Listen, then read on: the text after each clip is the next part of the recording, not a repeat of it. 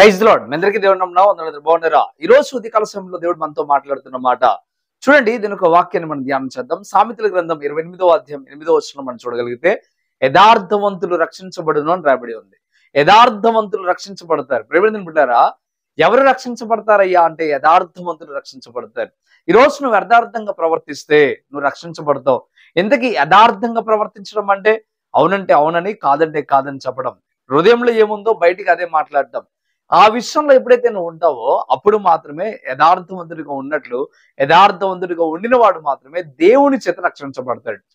దేవుడు నిన్ను రక్షించాలని కోరుకుంటున్నాడు, కానీ నువ్వు యథార్థవంతుడివా కాదా అని ఒకసారి చూసుకో.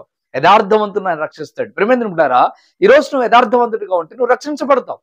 ఈ రోజు నరకం నుండి రక్షించబడాలి, సాతాను చేతుల నుండి రక్షించబడాలి, ఇదిగో అనేకమైన బంధకాల నుండి నువ్వు రక్షించబడాలి. నువ్వు రక్షించబడాలి అంటే ఖచ్చితంగా నువ్వు యథార్థవంతుడివే ఉండాలి. యథార్థవంతుడిగా ఉంటేనే నువ్వు రక్షించబడతావు. చాలా మంది యథార్థత అనేది మర్చిపోతా ఉన్నారు. చాలా మంది యథార్థతను కోల్పోయారు. చాలా మంది యథార్థంగా ప్రవర్తించడం మర్చిపోతా ఉన్నారు. ఒకసారి ఆలోచించండి, యథార్థంగా ఉంటున్నావా? లోపల ఒకటి బయట ఒకటి పెట్టుకుని బతుకుతా ఉన్నావా? దేవుడు మెచ్చడండి. దేవుడు ఎప్పుడు మెచ్చుతాడయ్యా అంటే ఎవరైతే హృదయపూర్వకంగా నిజం పలుకుతాడో వాడినే మెచ్చుతాడు.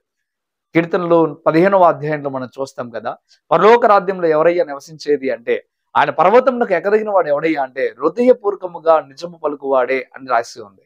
యథార్థవంతుడు ఏం చేస్తాడంటే నష్టం కలిగిన మాట తప్పడు అని రాయబడి ఉంది. ఈ రోజున యథార్థవంతుడిగా ప్రవర్తించేవారు ఎంతమంది ఉన్నారు? ఈ రోజు నీ జీవితంలో అనుకోకుండా నష్టం వచ్చినా నీ యథార్థతను బట్టి నువ్వు దాన్ని కూడా లెక్క చేయకూడదు. నువ్వు ఎప్పుడైతే యథార్థంగా ప్రవర్తిస్తావో దేవుడు మెచ్చుకుంటాడు నిన్ను. యథార్థంగా ప్రవర్తిస్తే ఒకవేళ లోకమంతా నీకు విరోధి కావచ్చేమో, కానీ దేవుడు నిన్ను మెచ్చుకుంటాడు, దేవుడు నీకు సహాయం చేస్తాడు, దేవుడే నిన్ను రక్షిస్తాడు. ఈ దినమున యథార్థంగా ఉండడం ఎంత ప్రాధాన్యమో ఒకసారి తెలుసుకో. యథార్థంగా ఉన్న వారిని దేవుడు ఆశీర్వదించాడండి.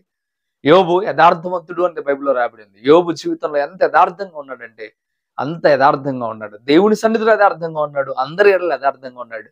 అందువల్ల యోబు దీవించబడ్డాడు, ఆశీర్వదించబడ్డాడు, అంతేకాక రక్షించబడ్డాడు. ఈ దినాన మనం కూడా యథార్థవంతులుగా మనం ఉందాం. దేవుడు మనల్ని దీవిస్తాడు, మనల్ని రక్షించడానికి ఆయన సిద్ధంగా ఉన్నాడు. యథార్థవంతుల కొరకు ఆయన ఎదురు చూస్తా ఉన్నాడు. అట్టి గుంపులో మనం ముందుము కాక. ఆమేన్. ప్రార్థన చేద్దాం. పరిశుద్ధుడా, గొప్ప దేవుడా, మీకు లెక్కలేని స్తోత్రం. నిజమే ప్రభువా, యథార్థవంతుడిగా ఉండడం ఎంత ప్రాధాన్యమో అయ్యా మీరు కొన్ని విషయాలు తెలియజేశారు. రేపు పరలోక రాజ్యంలో ప్రవేశించాలి అన్న యథార్థత ఎంతో అవసరం ప్రభువా.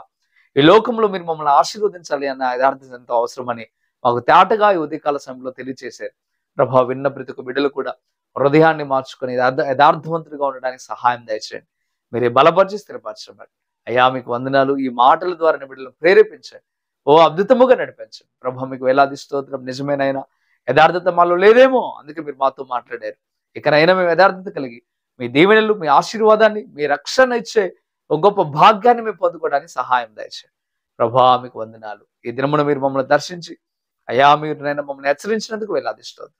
ఏ బిడ్డలైతే ఈ మాటలు విని హృదయాన్ని మార్చుకొని యథార్థవంతులుగా ఉండడానికి ప్రయాసపడటానికి సిద్ధపడుతున్నారో వారందరినీ దీవించి ఆస్వాదించమని, వారి కుటుంబాలను దీవించమని యేసే నామంలో మిక్కిలి బతిమలాడి పెట్టుకుంటున్నాం తండ్రి. ఆమేన్, ఆమేన్. మంచిది ప్రియమైన ఉంటారా, ఈ మాటల ద్వారా మీరు బలపరచబడినట్లయితే అనేకులకు ఈ మాటలు మీరు షేర్ చేయండి. మీరు షేర్ చేయడం ద్వారా అనేక మంది రక్షణ పొందుతారు, వీటిని విని బలపరచబడతారు. ప్రభు మిమ్మల్ని మీ కుటుంబాలను దీవించగా. Amen. Praise Lord. God bless you.